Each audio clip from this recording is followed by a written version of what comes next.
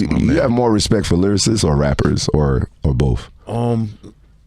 Depends on, you know, the artist. Like, you got some rappers that, you know, just make dope songs. You know what I mean? And then, you know, of course, you got lyricists, make us, you know, rewind the song or. I called Eminem yesterday. I talked to Eminem yesterday. Yesterday was his birthday.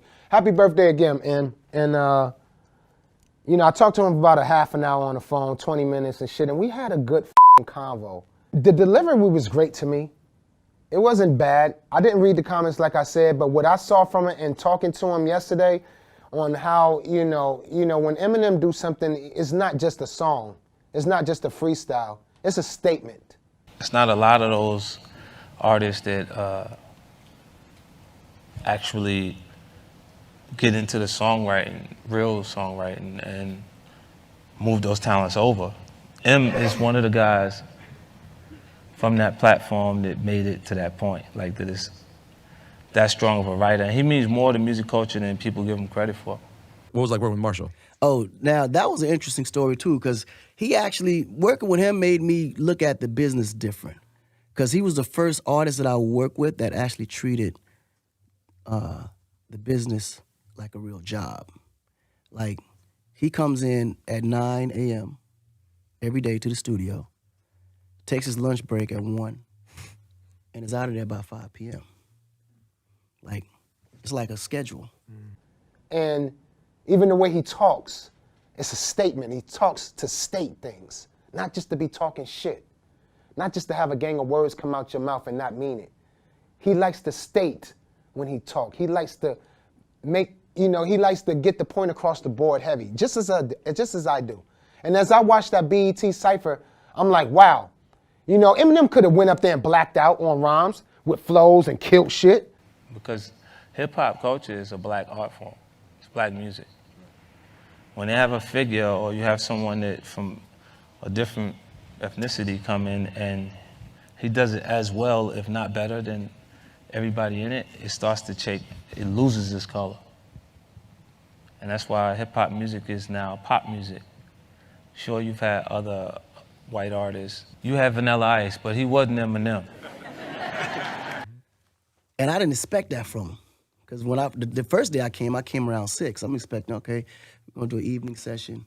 I get this studio, oh, M just left. I was like, yo, M, where you at? He said, I'm out of here. I said, well, I'm at the studio, I just got here. You coming back? He said, I'll be back there at 9 a.m. So I'll see you tomorrow. Yeah, I clocked out. I'm done. Yeah, like literally, I'm clocked out. Like I felt like you joking, right? He said, no, I'm serious. I see you at 9. You gonna get up earlier? I said, yeah, I gotta be there. So I get there at 9, and he shows up on time. But he felt, as a person of his color, to represent us on BET with a rhyme addressing the president. Y'all gotta understand that, all right? He's not black, he's white. We all know that. But he has power.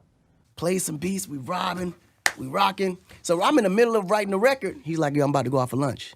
I said, all right, cool, I'm gonna meet you after. He said, you're not gonna take no lunch? I said, no, I'm not hungry, I just wanna work. He said, all right, cool. He goes, takes lunch, hour come back, he's back, what we got? I play him the record, play him the chorus. He said, oh, this is it. Boom. He goes into his verse. 5 o'clock come. He's halfway in. He's like, all right, bro, I'm gonna see you tomorrow.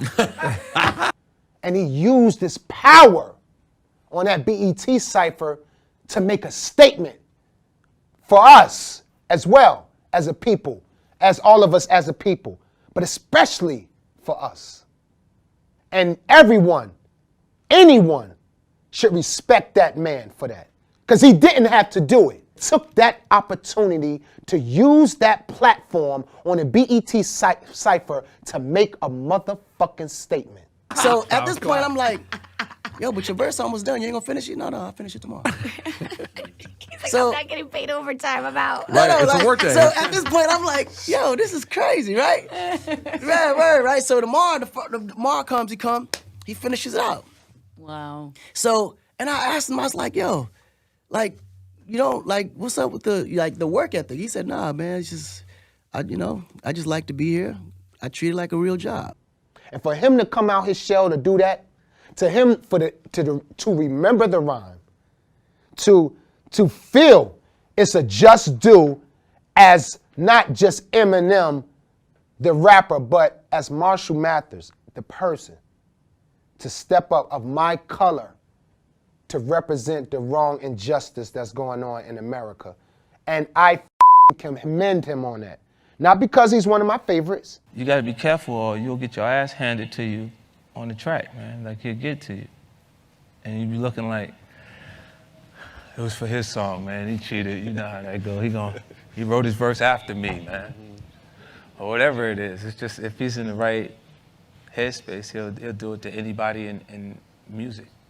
Eminem, the great white hope. White rappers had zero respect in rap. Let's keep that 1,000. None.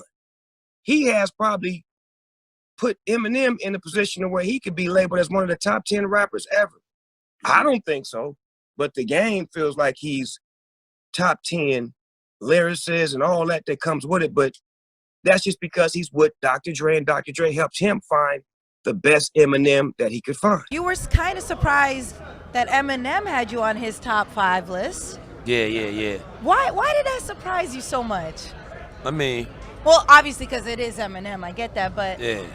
you're also Jadakiss. Yeah, you know, at the end of the day, I'm just a humble person, you know what I mean? A big iconic figure like Eminem to, you know, acknowledge my work is a beautiful thing. Yeah. See, I feel like people like you, Snoop, keep people honest. Because I respect Eminem, and I can see why people would have him in his top 10, top 5. I personally don't. You've been around a long time. Why don't you have him in your top 10? Because there's some niggas in the 80s that he can't fuck with. Like who? Like Rakim. Yes, sir. Like Big Daddy Kane. Yes, sir. Like KRS-One. Like LL Cool J. And I've also heard that Eminem, the first album that he listened to was one of yours, and that influenced him and got him interested in rapping and kind of started his career. What do you think about that, and what do you think of him as a rapper? Nah, not the first album. The story goes the first rap record Eminem ever heard was Reckless. And someone told me that, and I had to ask Eminem, was that the truth? And he told me, yeah. Shall I go on? I love this list. Yeah, good. Like Ice Cube. You understand me? I ain't got no time to play with it. It is what it is. It's like, Cuz did that. He did that to the fullest. That's one of my teammates. That's one of my brothers. Mm-hmm. He did that. But when you talking about this hip hop shit that I can't live without, I can live without that. So, I mean, come on. I mean, to be able maybe to spark a light in probably one of the greatest rappers in the history of hip hop. Yeah, because Eminem is out of control. He's something else. So, you know, and to be friends with him is a great thing because I've seen him go through his entire career from his first record all the way till now. So that's wonderful. You know, he knows I got nothing but love for him, and I know it's reciprocated. Eminem, right? What'd you do for him exactly? Yeah, that was recently. That was like the most recent, placement I got. I've been trying to get on, one of Eminem's projects for a while now, and I'm pretty sure a lot of other producers have been trying to do the same thing, because that's like, a premier project to get on. I've been sending tracks to him, and this last go around for this new project that he was doing, I sent about 3 tracks, and they took one. You know what I'm saying? Love it. Yeah. Em's back. Eminem is Eminem. If you notice in hip hop, Eminem is the only rapper that nobody ever wants a problem with, including myself, man. Eminem is like the most lyrically insane. Even when I was going at 50 and me and Dre wasn't seeing eye to eye, man, I stayed away from the white dude, because he a problem. You know what I'm saying? I understand it. You know what I'm saying? Like Eminem, I don't think it's a rapper he won't slay. And you don't even want a war with Eminem. He crazy.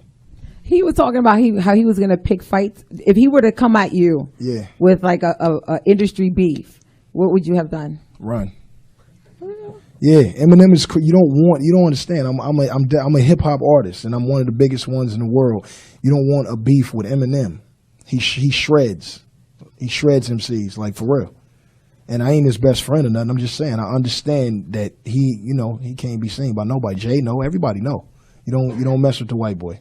From what I hear, it's one of the darkest ones on his album. I mean, what I produce and the style of music I do. So you haven't actually heard the track that Eminem did yet?